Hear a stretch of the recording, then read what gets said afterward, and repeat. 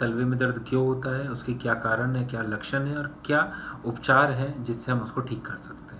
तो शुरुआत करते हैं कि उसके लक्षणों से। किस में होता है?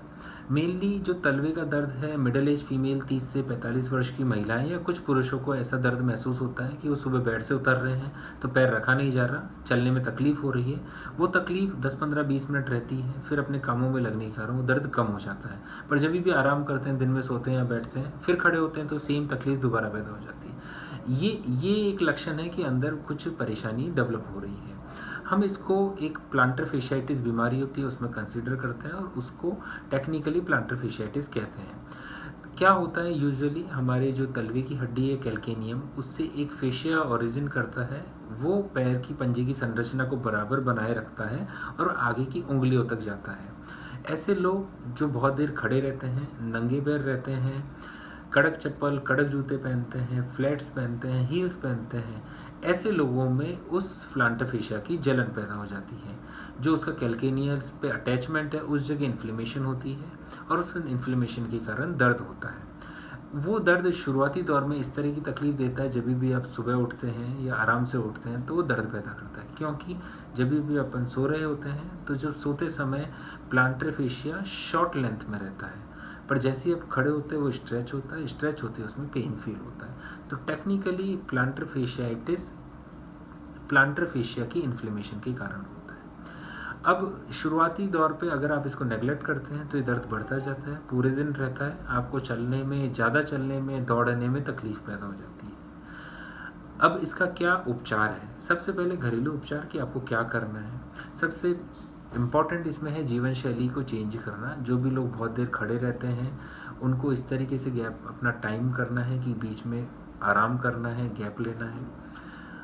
फ्लैट्स हील्स कम से कम प्रयोग में लाने हैं, नंगे पैर नहीं रहना है, मुलायम जूते, सॉफ्ट चप्पल, सॉफ्ट स्लीपर्स घर में पहननी है और सॉफ्ट स्पोर्ट्स शूज़ या सॉफ्ट मुलायम जूते घर के बाहर पहनने हैं।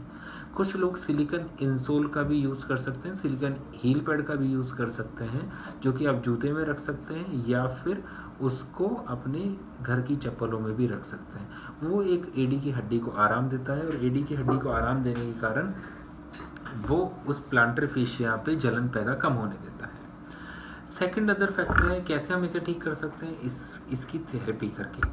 थेरेपी में इंपॉर्टेंट है कोल्ड थेरेपी की, बर्फ़ की सिकाई करेंगे। कुछ लोगों को बर्फ़ की सिकाई से आराम आता है, कई लोगों को कंट्रास्ट सिकाई से आता है कि हीट एंड कोल्ड। आप एक बर्तन में गर्म पानी रखेंगे, एक बर्तन में ठंडा पानी रखेंगे और अल्टरनेट वे पे 1-1 मिनट अल्टरनेट करके 10 से 15 मिनट सिकाई करेंगे।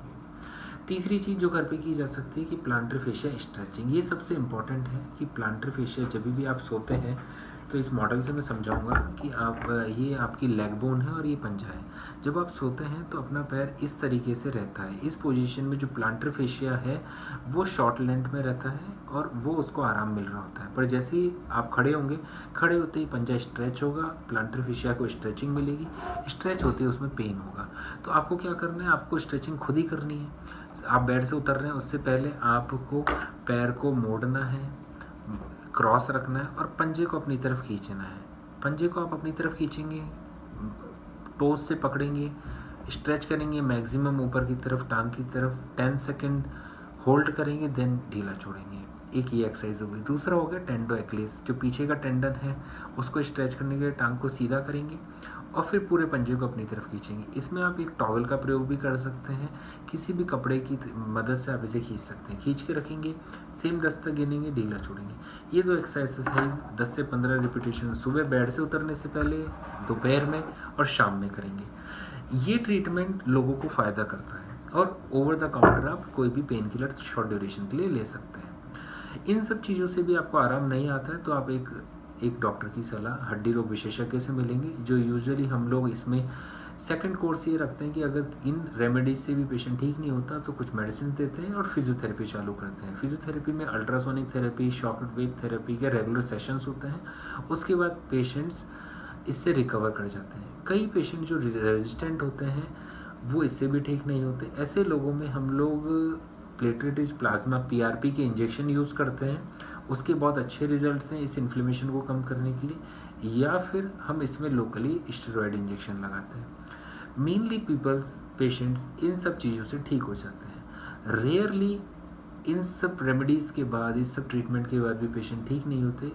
ऐसे पेशेंट्स में हमें सर्जरी की आवश्यकता पड़ सकती है, पर वो बहुत रेयर है। अगर टाइमली आप इसको इंटरवीन करेंगे, शुरुआती रूप में ही आप इसको ठीक करने की कोशिश करेंगे, तो उस स्टेज तक रेयरली ही किसी को आवश्यकता पड़ती है। तो प्लांटर फेशियाटिस बीमारी को आप समझें, जानें और उसका घरेलू जीवन शैली में चेंज करके आप इस बीमारी से बचते रहें।